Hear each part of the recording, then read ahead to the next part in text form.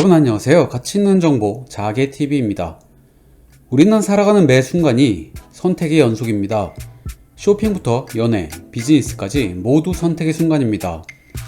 아주 흔하게 사용하고 있는 내비게이션, 구글 검색, 쇼핑 검색 및 추천 기능도 모두 우리의 선택을 목표로 사람이 특정 법칙을 가지고 만든 것입니다. 이런 결정을 내리는 과정을 알고리즘이라고 합니다. 알고리즘의 정의는 한정된 시간 안에서 유의미한 목적을 달성하는 명확한 단계들의 연쇄입니다. 그리고 그 연쇄는 입력으로 시작해 출력물을 반드시 생산합니다. 어떤 현상을 우리가 이해할 수 있게 풀어나가는 방법에는 주로 비교가 있다. 아이들에게 티라노사우루스의 크기를 설명할 때 작은 녀석이 대충 한 5m 정도 될 거야 하면 그들에게 그다지 도움이 되지 않을 것이다. 티라노가 누우면 아빠 자동차 길이만 한데 전체적인 크기는 좀 더 클 거야. 아니면 우리 집이 2층이니까 우리 집 창문 밖에 티라노 얼굴이 보일 거야 정도가 더 나을 것이다. 비교는 우리의 타고난 직관력이라는 뜻이다. 일상생활에서 일어나는 문제 상황들을 비교와 해결 알고리즘을 통해 이해하자. 빨랫더미가 있다. 양말의 짝을 맞춰야 한다. 이때 1. 양말 한 짝을 꺼낸 뒤 빨랫더미에서 짝을 찾아 한쪽에 놓는다. 그 다음 다른 양말을 꺼내서 짝을 찾고 한쪽에 놓는다. 이런 식으로 계속한다. 두 번째 방법이다. 양말 한 짝을 꺼내 한쪽에 놓은 다음 다른 양말을 꺼낸다. 그 양말이 한쪽에 놓아둔 것과 짝이 맞으면 맞춰 놓는다. 안 맞으면 짝이 없는 양말 줄에 다시 새로 놓되 색이나 크기가 같은 것들을 모아둔다. 빨랫더미에 양말이 4켤레밖에 없다면 어떤 방법을 써도 상관없다. 그렇다면 양말 10켤레가 있다면 어떻게 될까? 100켤레가 있다면?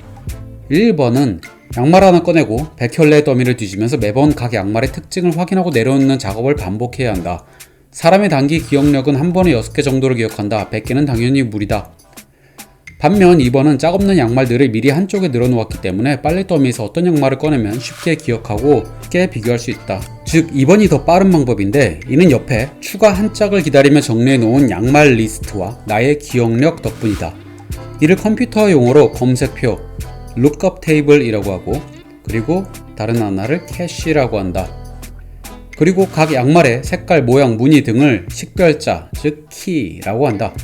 빨랫더미에서 양말 한 짝을 집어들고 검색표에 있던 양말을 기억하면 한 쌍을 완성하게 되고, 기억이 나지 않을 경우 검색표에서 비교를 한 뒤 검색표에 있으면 한 쌍을 만들면 되고, 없으면 새로 검색표에 추가하면 된다. 비교를 하는 과정에서 식별자는 색상을 먼저 보고 무늬를 보고 와 같은 순으로 이동하면 된다. 그래프로 보면 다음과 같다. 항목수가 늘어날수록 방법 1이 방법 2보다 현저하게 느려진다. 이는 우리가 추구하는 효율성과 정반대 방향인 것이다. 단순히 빨래만이 아니라 이런 알고리즘을 일상생활에서 적용할 수 있다면 이를 빠르게 실수 없이 처리한 뒤 남는 시간으로 자개TV를 보며 쉴 수 있을 것이다. 생각만 해도 즐겁지 않은가? 두 번째 상황이다. 미로가 있다. 그리고 그 미로에서 빠져나가지 못하면 자개TV를 보고 싶어 죽을 것이다. 우리는 어떻게든 빠져나가야 한다. 어떻게 빠져나갈 수 있을까? 1. 통로를 따라 걸어가다가 나가는 길을 찾을 때까지 갈림길에서 아무 방향으로 직감을 믿고 들어간다. 2. 오른손을 벽에 얹고 벽을 따라가면서 매번 오른쪽으로만 돌아라. 3. 걸으며 계속 실타래를 풀어라. 만약 막다른 길에 다다르면 실을 따라 되돌아가서 갈림길에서 다른 방향을 선택한다. 첫 번째 방법은 쥐가 미로에서 길을 찾는 방법이다. 그래서 실제 이 방법의 이름은 랜덤 마우스다. 생각하는 것처럼 시간이 많이 걸리고 운이 나쁘면 출구를 영영 못 찾을 수도 있다. 2번도 단순하지만 조금 흥미롭다. 이 방법대로만 하면 한 손으로 벽을 짚고 이동하다가 결국 나가는 문을 찾을 수 있게 된다. 왜 그럴까? 원리가 뭘까? 미로의 벽을 재배열하면 하나의 직선이 된다. 그러니 미로는 사실상 하나의 끈인 것이다. 끈 한쪽 끝을 계속 따라가면 결국 다른 쪽 끝에 도달하는 것은 당연한 것이다. 그럼 2번의 경우를 가지고 이런 미로를 통과할 때는 어떻게 될까? 제자리를 돌게 된다. 따라서 이 방법도 좋은 방법이라고 볼 수는 없다. 그럼 이제 세 번째 방법을 보자. 실타래를 따라 자신의 통로를 대신 기억하는 방법을 역추적, 백트래킹이라고 한다.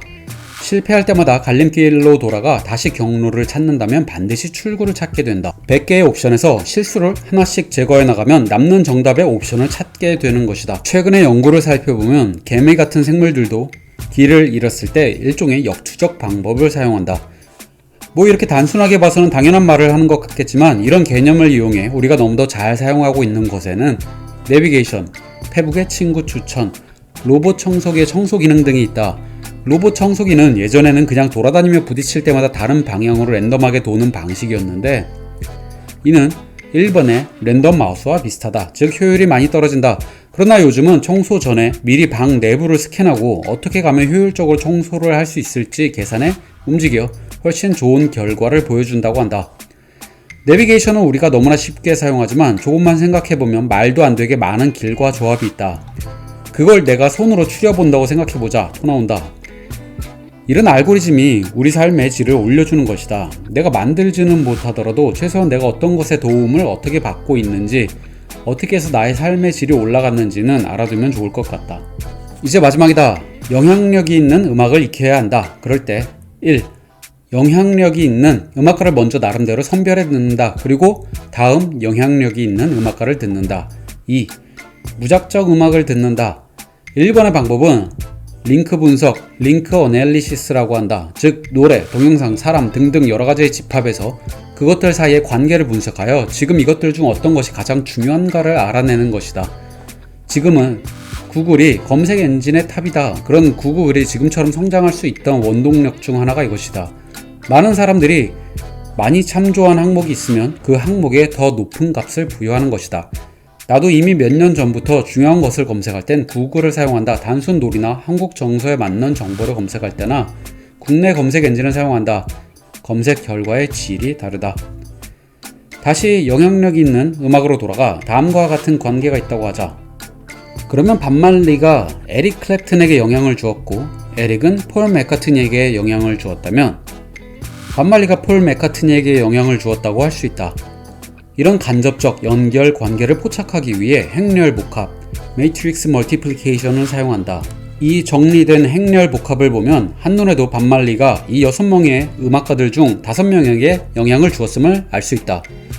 세로 방향으로 보게 되면 반말리가 영향을 받은 사람을 알 수 있는데 6명 중 1명인 것이 확인된다. 한 가지 더 알 수 있는 사실이 있다. 이렇게 영향 관계를 살펴볼 때 음악가의 경우 연결의 수가 많다는 것은 좋은 뜻이다. 그러나 자동차 부품의 경우 연결의 수가 많다는 것은 결함의 잠재적 가능성을 나타내므로 나쁜 일일 수 있는 것이다. 이번의 방법은 애초에 내가 들은 음악이 영향력이 있는지조차 알 수가 없다. 이를 그래프로 비교해보면 다음과 같다. 1번과 2번의 선택의 갈림길에서 시간이라는 똑같은 입력값을 가지고 완전히 다른 출력값을 가지게 되는 것이다. 알고리즘이 우리 삶에 얼마나 많은 영향을 미치는지 알아야 한다. 자개TV의 명언으로 끝을 맺어보겠다. 우리가 만든 물건은 논리적이지만 우리는 논리적이지 않다. 구독과 좋아요는 큰 힘이 됩니다. 감사합니다.